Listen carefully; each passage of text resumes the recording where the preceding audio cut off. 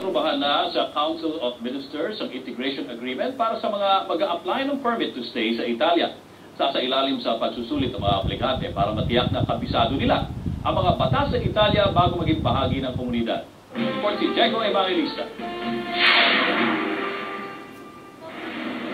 Nakapaloob sa panukalang batas ng Paketo 14 na nilagdaan noong 2009 ang Integration Agreement. Ayon sa kasunduan, obligado ang mga bagong mag-a-apply ng permit to stay na matutunan ang wikang Italiano na aabot sa level A2 at mga pangunahing prinsipyo ng saligang batas para sa unang taon matapos ito may patupad. Dapat may alam din sila sa sipika at kultura, gayon din sa tanggapang institusyon.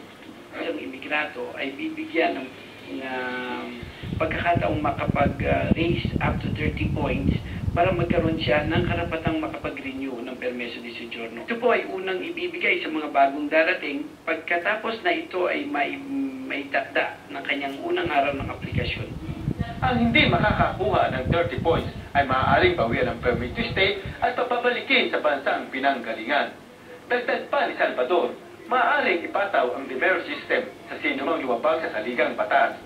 Kung ang isang imigrato ay makakagawa ng kasalanan o ng mga kasong penal, ito ay mababawasan at hihina ang probabilidad ng isang imigrato na makapag-renew ng kanyang permeso di soggiorno. Ang Integration Agreement ay susukatin sa pamamagitan ng dalawang sistema, ang merit at demerit system.